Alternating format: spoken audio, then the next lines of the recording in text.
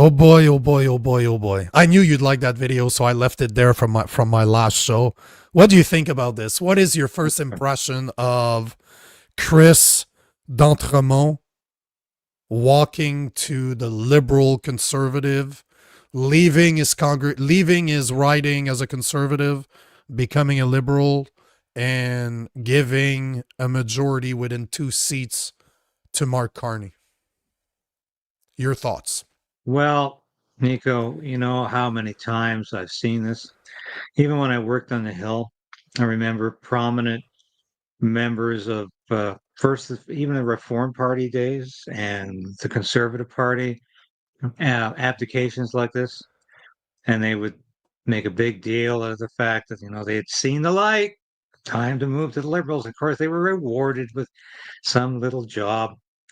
But interesting, if you look at the future of what transpired to people who cross the floor, it's usually very inglorious.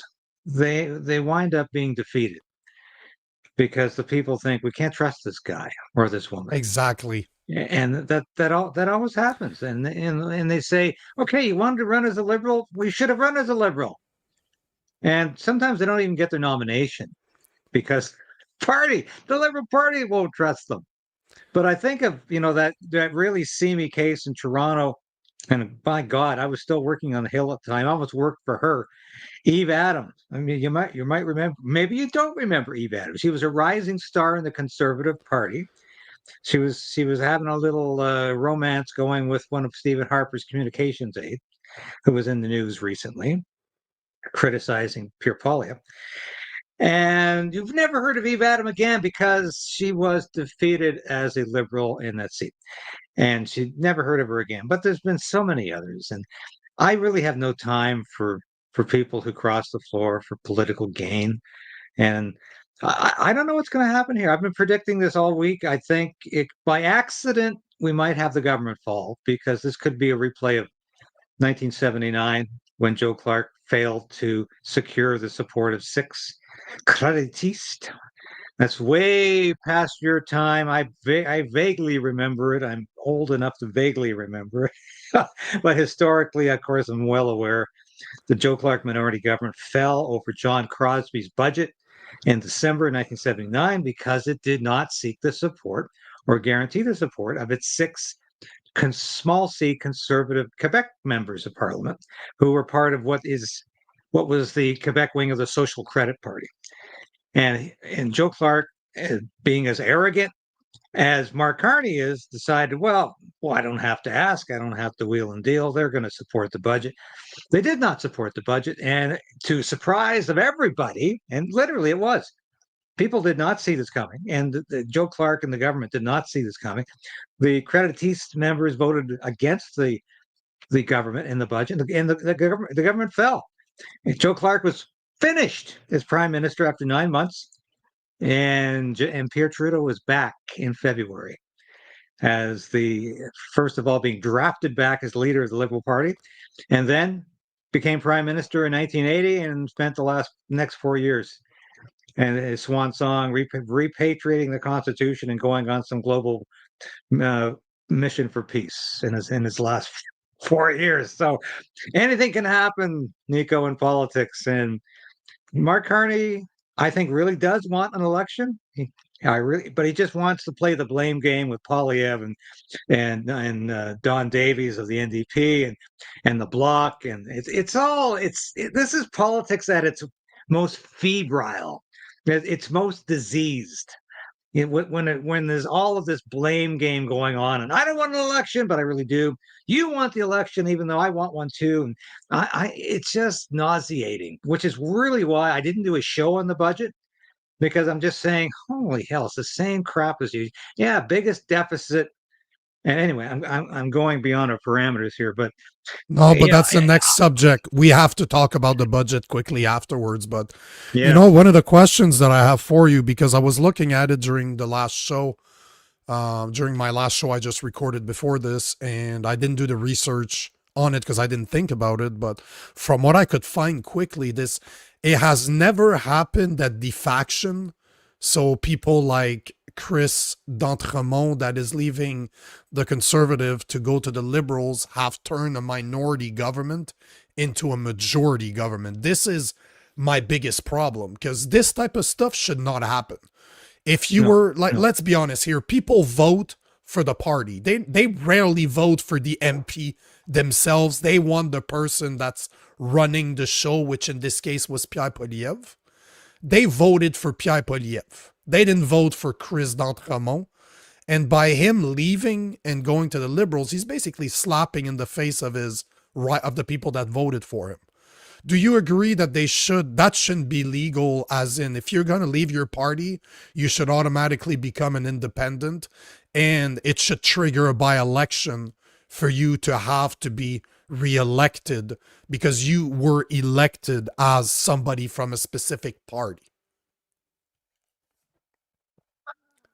It's a good question. I don't know if I want to commit to making it illegal. I think it's, yeah, maybe potentially. Yeah, you rarely catch me with with a response that's not unequivocal. But I could be persuaded of that, because it just, to me, reflects the seamier, uglier side of politics when people do this sort of thing, and people should not be running under one party label and turning. But like I say, Nico, they get their comeuppance anyway. Even if it's legal, they get their comeuppance because the voters don't buy it. They rarely ever do. I can't think of a single case actually where a turncoat, whether it's a turncoat liberal or a turncoat conservative, is rewarded for that. And I knew members of parliament who crossed the floor and they got political rewards, and they were defeated in the next election. I remember a Reform MP from Victoria who was very prominent in Reform Party early days, got bought off for the position by the Liberals, didn't make it back. So a lot of heartache for these people, and it's a temporary thing. I mean, yeah, he gets a big applause at the caucus, but that rings pretty hollow after a while. But the big problem that I see with this, it wouldn't be too big of a deal if they were a minority government nowhere close to a majority. But now we're talking about, they were at 169 seat. Now they're at 170. You need 2 more in order to cross to 172. There's already rumors that there are 2 conservative MP from the Quebec City region that are going to be crossing in the next few weeks to the Liberals. Is that true or not? Who knows? But what's to say that the leaderless NDP party is not going to get a few of his MPs to cross over to the Liberals? Elizabeth May, that's alone in her party right now. All she needs is a bit of alcohol on the Liberal side, right? And she's going to stumble around and go on the other side of the aisle. But what I'm saying is, it seems like dirty tricks. It seems to me that this is recruitment, what we're seeing here. And I don't know if you saw this video, but I posted a video earlier. One of our followers sent that, but it was Chris d'Entremont, when he was the deputy, what's the term? The deputy chair? Is that what the term is?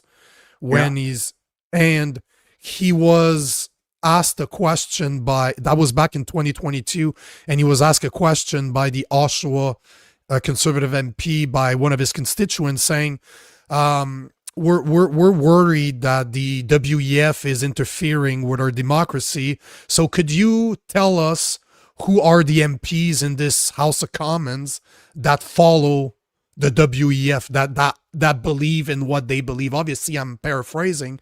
And Chris d'Entremont, it's back in the days, it's to 2022, so they were not in the House. People were calling in. And he's like, oh, we have problems hearing you. He's like, as soon as he starts talking about the WEF, he's like, kill the feed. And it just, oh, we can't hear the audio properly in the video. And I'm like, we can hear it very well. So we're just, I see this type of stuff and I'm like, okay, what do they have? This seems like blackmail to me. What did you do, bro? What did you do? What do they have on you? And what's to say? What happens if there's 2 more people that actually cross over, because now I'm smelling that this is what's going to happen. They get a majority without being elected a majority, and now they get to push their Bill C2, C8, C9, and Bill C63 down our throat without any opposition possible. I don't think there's going to be two more conservatives crossover or two NDP. It's not just unprecedented. It's rare to have crossing of the floor. But I don't think there's that many conservatives, or I don't even think there's two more conservatives who think they're going to win re-election as liberals, or that they should be throwing their lot in with Mark Carney, who is, I would think, is disastrous as a prime minister. He has failed to deliver on anything, and unless you're really enthused about these censorship and surveillance bills, I mean, maybe, but I find it very unlikely. Like I said, I think this government could fall simply because it doesn't know its elbow from its ass half the time in terms of rounding up the troops. Carney is so arrogant. He really thinks he can just do as he pleases and not worry about votes. But I think he is playing the blame game here with Poilievre, and Poilievre, of course, is just as bad at it in terms of, I don't really want to elect. Yes, he does, because I'm getting the emails, and because I am not a member of the Conservative Party. I explicitly say that every time. I belong to no political party. And I haven't for many years. I used to be a member of political parties, starting with the Reform and onwards, but I have not been a member of a political party for over a decade. I will not be a member of a political party and report the news, but I still get all the emails from Poilievre's office because I worked on the Hill for many, many years, and I get all the stuff. So, and they're in campaign mode. Are they? You read these emails, it's like, donate now.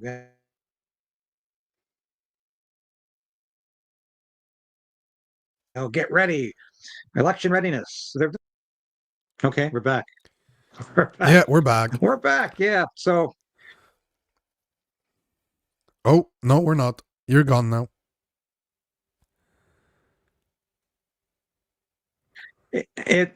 I'm just, it's tiresome to watch.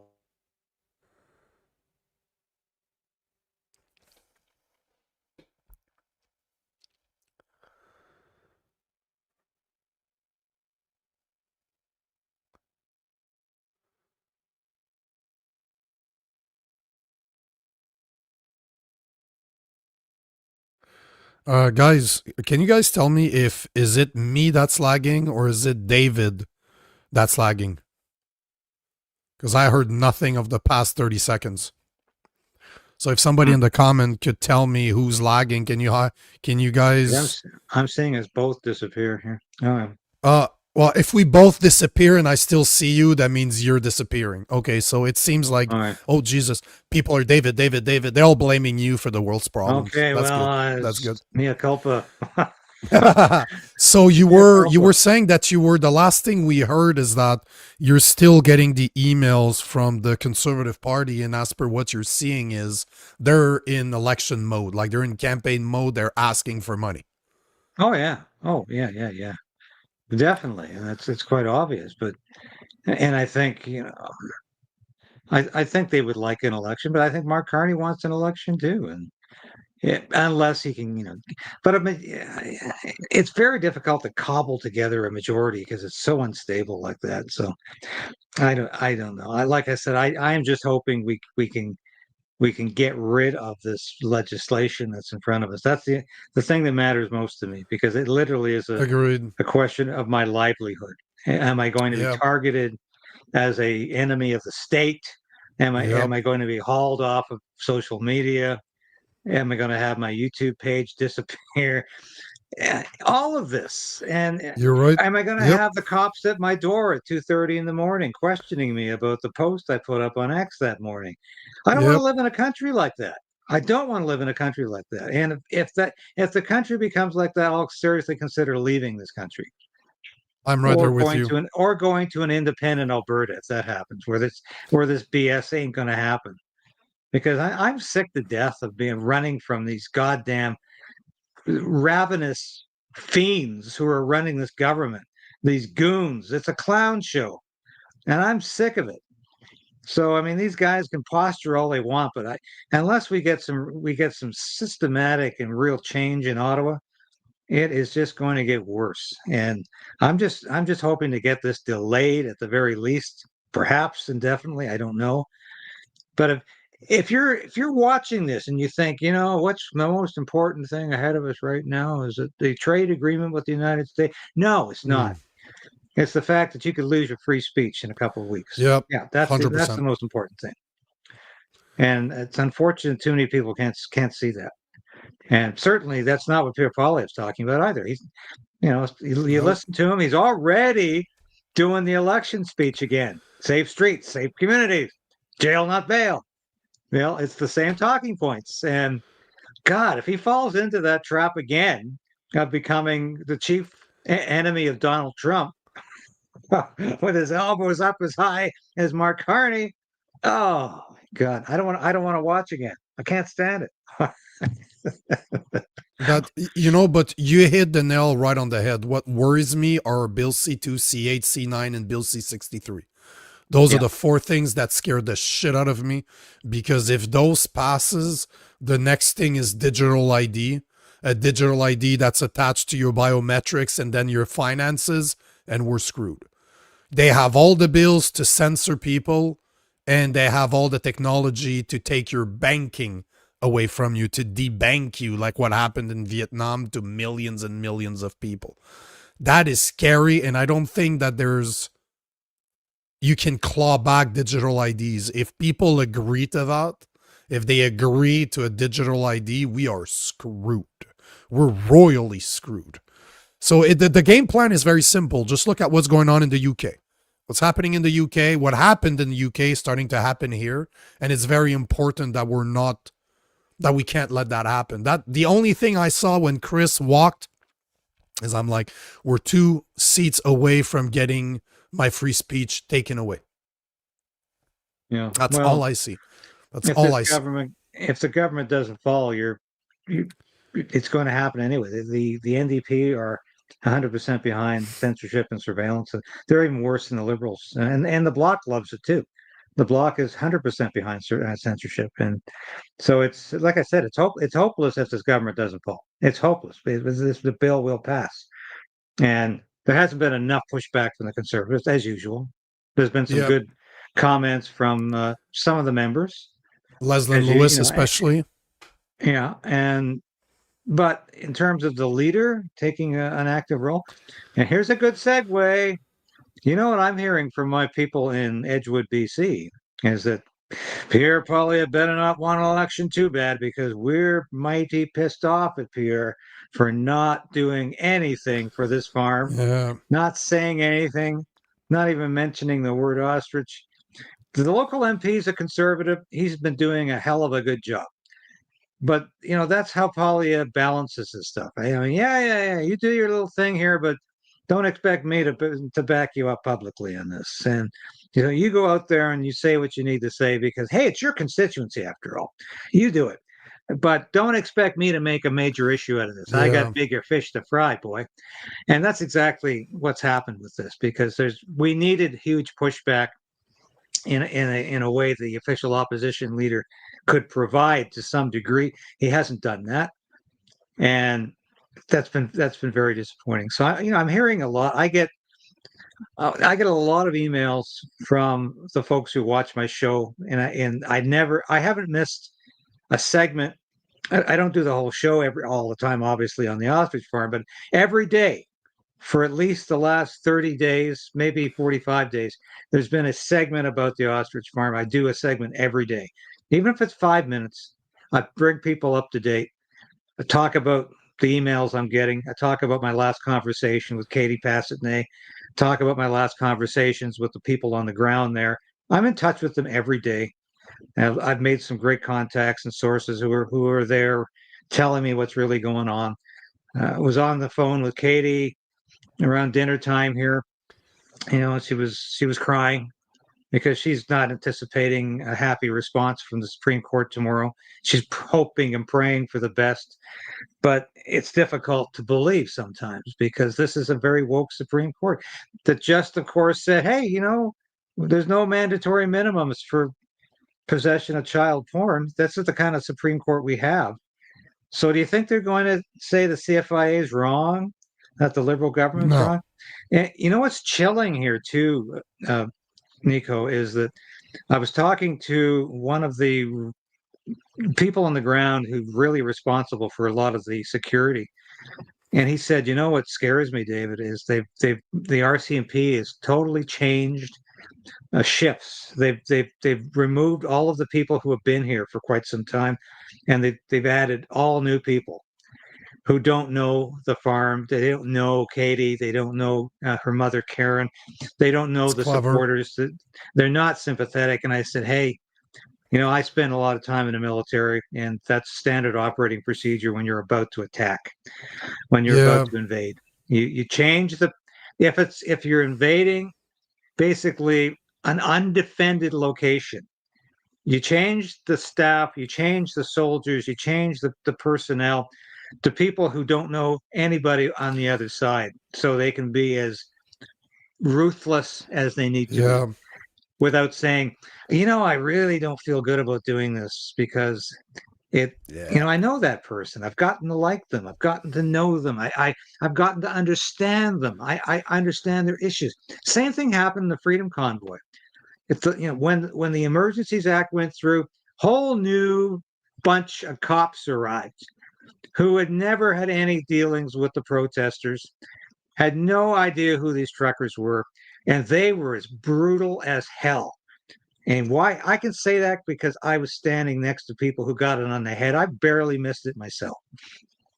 But I saw police brutality for the first time in my life. This is a lifelong supporter of cops and the police, and I was disgusted in this behavior. As a guy, as an ex-military guy who used to work very closely with local police forces in British Columbia, I was disgusted with what I saw. And I think, I have encouraged the folks on this farm to exercise some level of civil disobedience if the Supreme Court comes back tomorrow and says we won't hear this appeal. But it's easy for me to say. I'm here in Ottawa. I never got out to the farm because I thought I could do more for that farm from Ottawa with the contacts I have and the work I'm doing here. But it's easy for me to say exercise civil disobedience. But you know what my source said to me the other day? Yeah, he says, maybe if we had 1,000 people here. And I'm saying on the show tonight, if you're watching, if you're near Edgewood, go to the farm, show your support for this farm Thursday morning, do it. But even if they get 1,000 people here, my source told me, I don't think that's going to do it because they have cordoned off this area. They've sealed off the area where they potentially could kill the remaining ostriches so well that it's unlikely a protest would have any real effect. And so I think they have, and when I talked to Katie earlier today, she said they're revving up here for something. And that's the word she used, revving up. It's like they know something is, they're assuming they're going to get the go-ahead tomorrow. And that totally disgusts me, that they would assume that. And God help this country if it's not just an assumption and they've got foreknowledge of this. I have no proof of that. I'm not suggesting they do. But God help this country if that is the case, because we are a corrupt nation, thanks to Mark Carney and his government. And Canada has become, in the words of my guest this morning, an anti-life country, from unrestricted abortion on demand to medical assistance in dying to these roving death squads that are slaughtering birds and cows and chickens all over Western Canada, especially. It's interesting how it's all Western Canada. Never in Quebec or Ontario. No. It's always in Western Canada where these things happen. But this is a very ominous sign that if they can do this to animals, They Yep. can do it to people eventually. Yeah, because they're going to say, 100%. you pose a danger to the state. You're not taking the vaccine. You're a danger to everybody around you. We got to get rid of you, or you're just Yep. not going to get health care. No health care for you. And that came up in the last pandemic. Remember how many people That's said, what they did. yeah, That's what they did during exactly. COVID. I don't have a vaccine. They wouldn't operate on me. They wouldn't do anything. If you Yeah, weren't vaccinated, you weren't getting healthcare. I couldn't even go. I could go to the grocery store and I could go to the pharmacy. Those are the only two places I was allowed to go. That didn't stop me, but I'm just saying this is what they wanted. I just want to take the time to thank Stu Olmson. The Liberals and Mark Carney are so arrogant, this may backfire. I hope you're right, God willing. That seems to align with David, but thank you for the tip, kind hope so, sir. Stu. Yeah, I hope so too. I'm a bit more pessimistic than you guys are, but I hope that you guys are right. But it's just strange. It's strange time. You have people walking from one side to the aisle to the other, two away from a majority. They're already saying that two more are going to join. You have the CFIA that is literally using their powers unconstitutionally, if you ask me. And people are not making a big deal out of it. We've spoken about this before, and I remember saying that to Katie when she was on the mashup with us. And these are not siloed issues. We need to stop seeing those as different problems. It's the same government coming at us from all different angles. Yeah. This is the same issue. They're attacking us different ways. Same people are being attacked by the same people. And we need to wake up to that. We really need to wake up to the fact that something really bad is happening throughout Canada. And you just look at what's going on in the UK. You literally have mom and pops getting arrested for tweets. Like, this is the world in which we live. On top of mass immigration, on top of their social services collapsing, just like our healthcare is right now. Our indoctrination centers, our schools. It's everywhere you look, it's bad. And it's bad. And it's bad. So I'm happy that some people are more optimistic than I am. On that note, what do you think about the budget yesterday? Because we definitely need to address that. The hot air budget of yesterday. What do you think? I was not surprised that Mark Carney brought forth the largest non-pandemic budget deficit Sure. in the history of Canada, because once Mark Carney is full of hot air and other things that are even more noxious. This is a man who has not delivered on any of the promises that he has talked about. And I wrote a story this morning for Blaze Media about this whole incredible affair with Doug Ford and the ad with Ronald Reagan, and how Mark Carney has literally asked him not to run the ad. Then he apologized twice to Donald Trump, and then he said again how much he was sorry for the ad.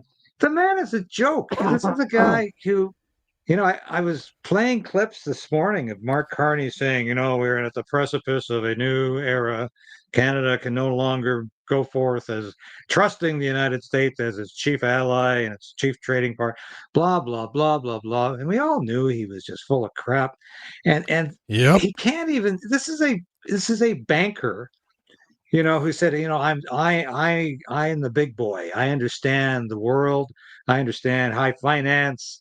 And of course, he was the bozo that spent he basically decimated the pound as the governor of the Bank of England with his overspending and printing so much money. And when Liz Truss was on my show, we talked extensively about what Mark Carney could do for Canada. And she said he'll probably do exactly what he did for the UK, which is bring it to the brink of economic catastrophe, which has never ended, by the way. The UK is teetering on the brink of collapse. The Bank of England could collapse within weeks. That's how bad things are. At the same time, of course, They've lost their freedom of speech. I would declare it an authoritarian country now, not even a Oh, true yes. democracy anymore. And while this is all happening, their economy is crashing. They've got unrestricted immigration. Nobody really wants to deal with or talk about. And if you do No. talk about it, you go to jail.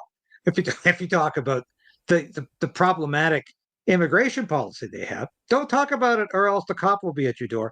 This is a country that, of course, was the cradle of democracy.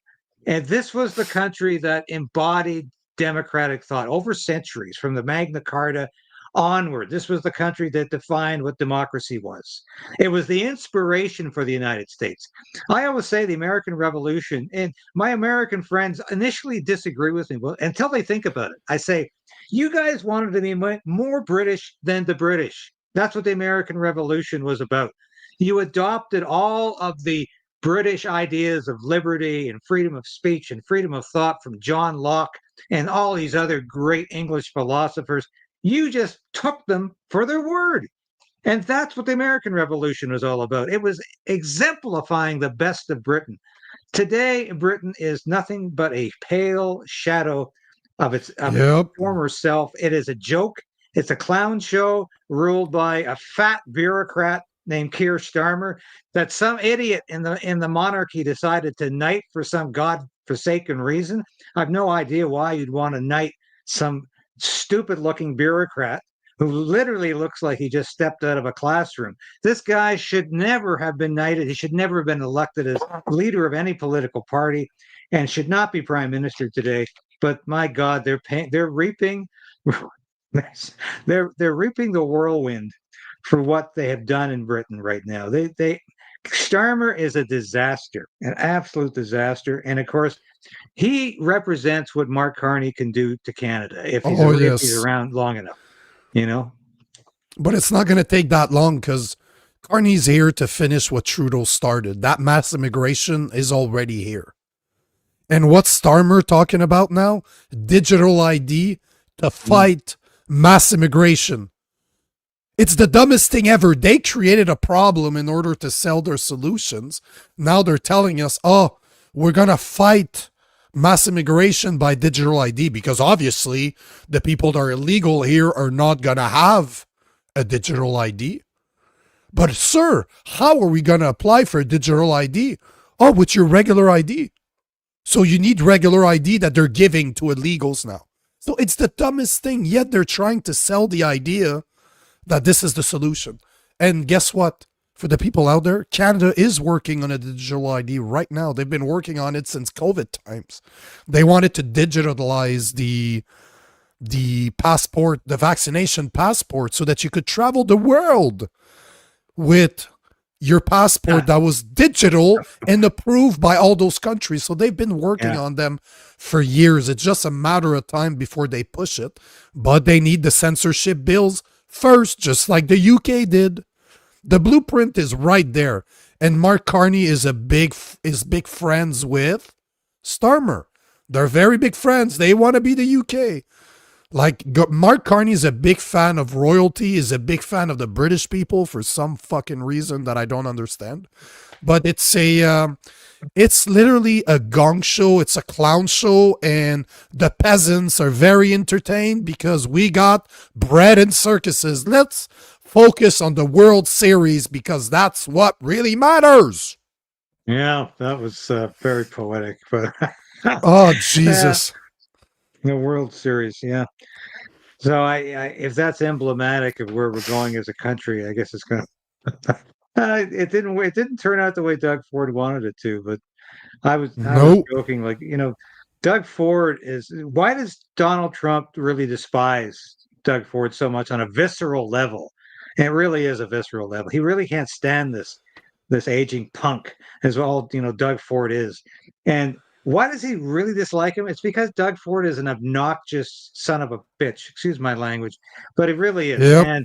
And he's a faux conservative. He's a phony conservative. He always has been, and he loves these little stunts, these little displays of peak, and and anger and just mischief, where he's pouring Yep. out, for instance, the American liquor. And I always said, Oh, what what a an idiot. ridiculous thing to do. Has the United States banned all Canadian spirits, wine, No. and beer? No, of course not. But Doug Ford thinks that's part of the process. And the guy is just, is so addle-headed. He's so unable to think clearly. And it's Forget the amazing to fact me. that we paid for that bottle. Forget the fact that that bottle was bought. You literally took your own money after you gave it away to them and burned it. Like, what an idiot. You know it's bad when you start missing his crack-smoking brother. You're just like, I guess Rob wasn't that bad after all. All he did is smoke crack. Hey, but he never stops. Doug Ford actually asked the U.S. ambassador to apologize for snapping at his representative because of those ads. And then he went on CNN to say that his ads did what needed to be done and was giving himself credit for saying the reason that the U.S. is trying to pass a resolution to put an end to the tariffs is because of my ads. I'm like, are you? Oh, no. It's not about the $580 billion that they give us every year, right? No. It's your 75 million ads. No, that's really what did it. Good job. Like, how is that guy still in government? How is that guy haven't been beaten up somewhere? Or how is he not forced to resign? It blows my mind. I'm just happy to see. I'm really mirthful, I'll put it that way, to see Doug Ford and Mark Carney try to push each other under the bus. That was so funny because Doug Ford has been in the Liberal pocket for so long. Oh yeah, he was in Justin Trudeau's pocket, always standing proudly, beaming, smiling away next to Justin Trudeau at every announcement in Ontario. Proudly standing next to Justin Trudeau when he invoked the Emergencies Act, when he froze bank accounts of truckers and their supporters across the country, proudly standing next to Trudeau as the protesters were slammed on the head. He loved it. And I'll never forget that Doug Ford, because that's the phony conservative Doug Ford, the authoritarian Doug Ford, who I will never trust and never think is a conservative. He's a progressive. And people used to joke. My political science professor at Carleton used to say, "What the hell is a progressive conservative?" He said, "That's an oxymoron." And that's what. And Doug Ford is an oxymoron. He's a walking, talking oxymoron. Or maybe you should just take the oxy away. Yeah, he's just a moron. He's not an oxy anything. He's a moron. Yes, 100%. I agree with you. 100%. He's just a moron. Don't insult oxymorons because he's just a moron. Anyway, that's the one thing about this I'm really enjoying is to see the infighting between the two of them, because it's quite funny. But it strikes me though, every time I watch it, I'm almost detached now when I watch other people's news. And I'm not one of these people who plays endless clips. I think that's the laziest form of independent journalism, where you're just playing constant clips that other people have put together. I can't watch most of it anymore. This is why I do most of my work is original. I do research. I do interviews. I talk to people, and I cover stories. I don't give a damn what CTV is saying about the news anymore, or what CBC is saying. And there's just so many people in YouTube land and in social media land that just don't understand that. They really think it's relevant. That, I'm going to show you what CBC said last night. I'm thinking, who the hell cares what CBC said last night? Get rid of the station. I mean, let's get rid of the CBC. Privatize it. Let it swim on its own. Let it die. Let it die. But this is one of my major beefs. And another thing I wanted to mention, I don't know if you noticed this week. I'm not even going to mention the idiot's name, but there was a guy this week who put out this story on YouTube that Rosemary Barton, that Pierre Poilievre had fired Rosemary Barton, and it was an outright lie. I mean, and how can he fire her? In the first place, Pierre Poilievre can't get anybody fired. No. He's the opposition leader. But I said nothing about it on my show. And some people literally sent out X posts about it saying this is a terrible thing to do. But I do want to say, if you're out there as a small C conservative, small L libertarian broadcaster, don't lie. Don't misrepresent the facts, because you're playing in the hands of the liberals who say we're all putting disinformation out there. And I don't know if these people who do that are really working for themselves, or think they're working for conservative causes, or they're really working for somebody else. I don't know. I've seen a lot of evidence, not from this kid, but I've seen evidence from a lot of other people. They seem to be assets by some of the things they're doing. And we have to be very careful as broadcasters on social media, that we tell the truth, and that we identify things that are outright lies and inventions, because the liberals will use this against us. The liberals will use this against us every time. And it's very important that our credibility and our integrity is not questioned. And this is why I'm very careful about what I put out. I don't even like clickbait. Sometimes I have to resort to it. I don't like clickbait, but I'm not going to put outright lies out there, because it's just going to endanger not only my position, but yours and everybody else who's trying to do an honest job. And that really, really angered me. Not to the point that I didn't want to bring any attention to that individual by mentioning the name or the YouTube station, or even to show the particular offending example. But I will talk about it in general, and it's a bad policy, very bad policy to lie. Even in the Air Force, I did public affairs for 12 years in the Air Force. And we used to always say, if you lie, you die. Because eventually they're going to find the public, somebody's going to find out you're lying. And that is bad for everybody, especially for the organization you represent. And if that organization is yourself, then it's even worse. You're screwed. Because it's your personal integrity that's at stake here. You mentioned I will show some videos on my show because I like to point out the hypocrisy. I always keep in mind what Denzel Washington said. If you don't watch the news, you're uninformed. If you watch the news, you're misinformed. I always start my research with what mainstream media is saying, and then I expand out and try to find what are they hiding. That's always where I come from, right? So I will use their videos to just say, this is the idea that they're selling.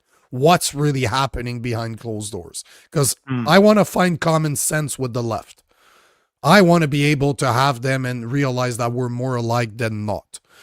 And you mentioned something that I actually asked last week on our mashup. There's a lot of conservative accounts that have grown exponentially over the past year, like massive amount of followers literally over a year. And as a guy that's grown over 200,000 followers organically, it has taken me years to get there. And I post everywhere. I understand algorithms. I've put a lot of time behind it. And I'm always wondering, because you have the Rachel Gilmores of this world that are obviously being funded by the anti-hate network. That's pretty fucking clear. But you have to have the equivalent on the other side, where the big C conservatives are walking that line. They're walking the party line. I don't need to name names. I think we all know who I'm talking about here, of the major accounts we're talking about. And that's the question I had for the panel is, do they really believe that the conservatives are not the same bird as the liberals, that there's no uniparty in Canada? Do they receive money to spread a message that they're getting paid for? And that's what I don't know. Are they doing it because they think they're doing the right thing? Or are they doing it because they're getting paid? Nobody can convince me that Rachel Gilmore is not doing it because of the money.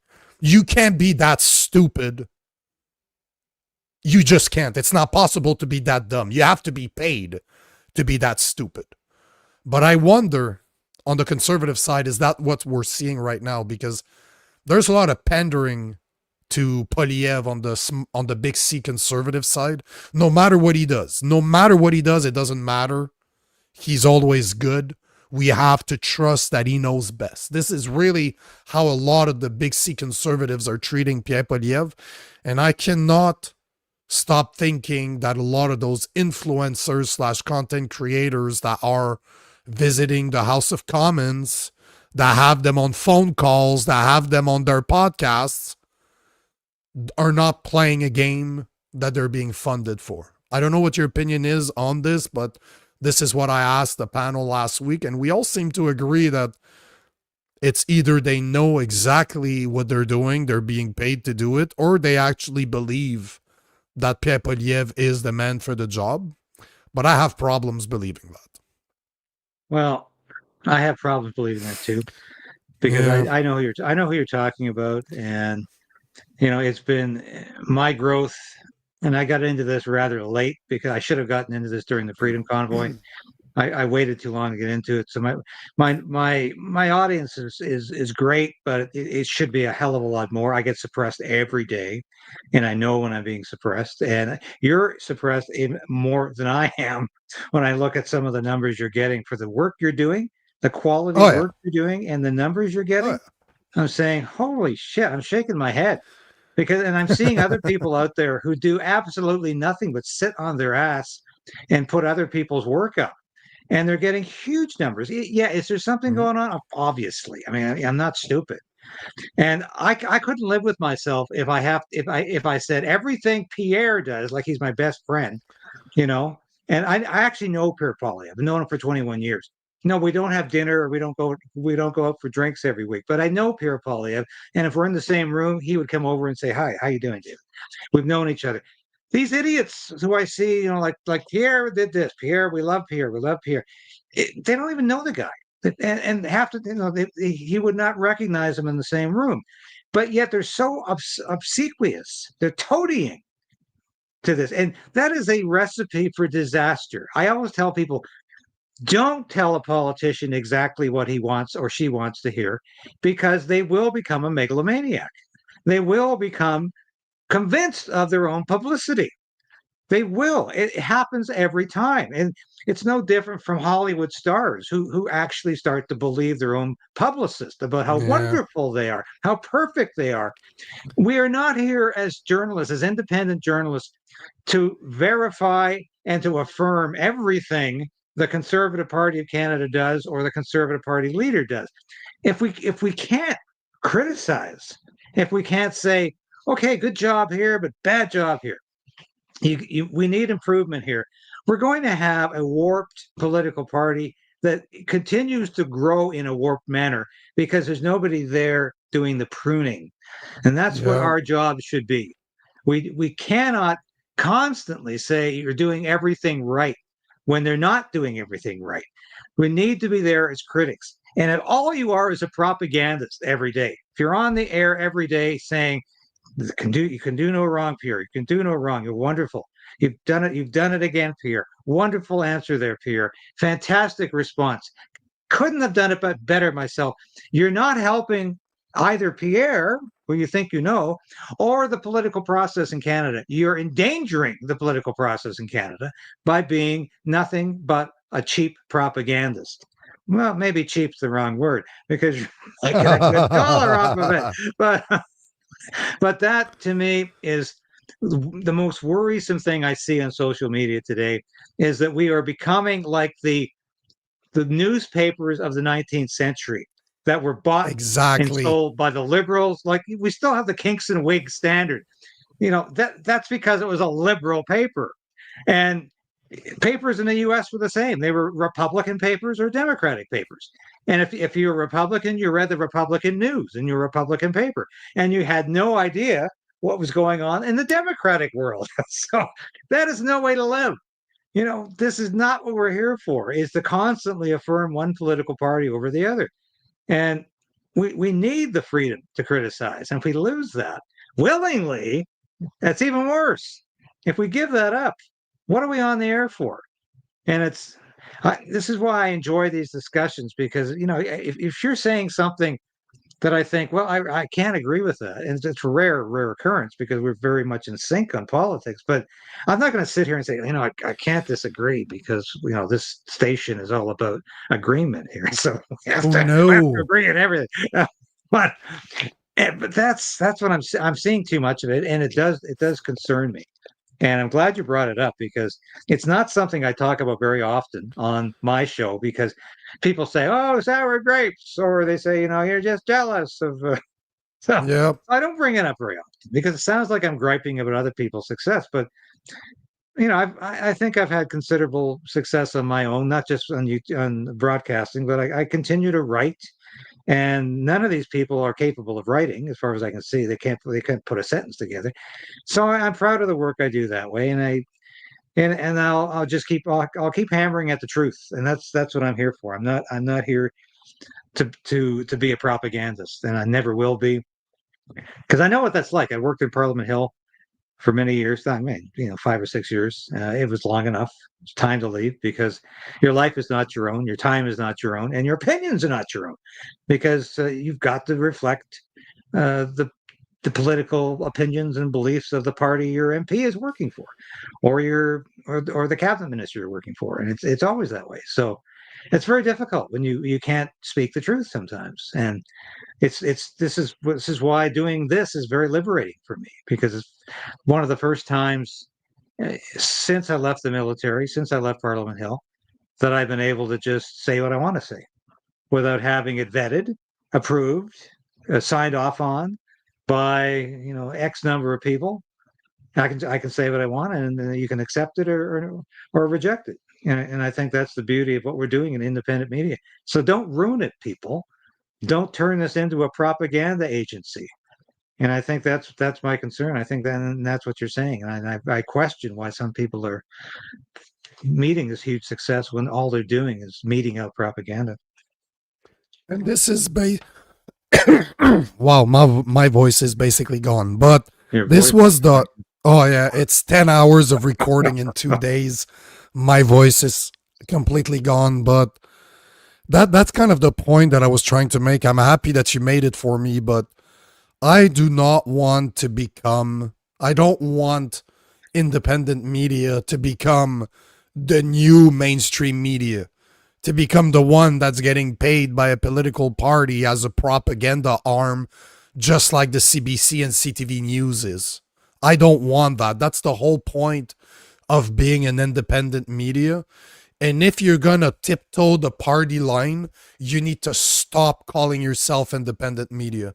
You need to remove that from your title and be honest and say that you are biased and you represent the interest of a party. I think it's George Carlin that said that everybody in Parliament should wear the patches of the people that paid for their campaign. Whoever gave you money, Big Pharma, for example, you should have a NASCAR shirt on with all the logos of the company that bought you. And I think that for media, it should be the absolute same. You should have to show us who's paying you, who's giving you money, who do you represent, which interest do you represent? Because like you said, I've been at this for a few years now. It is not easy when you're doing it by yourself day in, day out. And, the left hates me as much as the right. And I know I'm doing a good job because both sides hates me. That means I'm speaking the truth. I'm not speaking their truth. I'm just speaking the truth. Yes. And I don't want the work that we do being identified with independent media that is brought to you by the Conservative Party. Because it ain't independent media. If you're bought by a party, you ain't independent. That's the whole point. Independent means you're not with a political party. If you're not if you are with a political party, be honest. Remove that from your title and just say that you're a conservative journalist. There's nothing wrong with that. There's nothing wrong with that. Absolutely Fox not. News does not try to tell us that they like Democrats. We really know when you're looking at Fox News, you're looking at some Republicans. If you're looking at CBS if you're watching MSNBC in the US, guess what? You're watching a pro-Democrat channel, and they're not going to lie about it. They don't say that they represent everybody's interest, obviously. So we need to be honest, but I think it's also on us to keep them accountable too, right? I think so. And if you think you're a journalist and all you're ever doing is mouthing the talking points of a political party, well, you're not a journalist in any sense of the form. And I was trained to be a journalist. I went to Carleton. I worked as a journalist for many years before and after my military service. I've actually done real journalism, and I've always believed that if you're in it because you're an activist for a political party, you're in it for the wrong reasons. And unfortunately, too many journalists in mainstream media are in that. They're activists and they're not journalists. But it's infecting the social media, the independent journalism, as you said. And that I find that very problematic and very worrisome, because I don't want this genre to go the way of the mainstream media. As you said, I totally agree. Totally agree. Wow, I like when we agree. That's good. Good stuff, David. Good stuff. I like it. We're right on time, and my voice, like I said, I'm happy that I'm done for the day, because wow, my voice is gonna hurt tomorrow. But I want to thank you for the work that you do. I want to thank you for joining me every Wednesdays, and thank you for kind of making me do it today, because we moved. I'm like, I was recording until later. I was recording until 6:30 basically, and I had to drive back home. But you're like, no.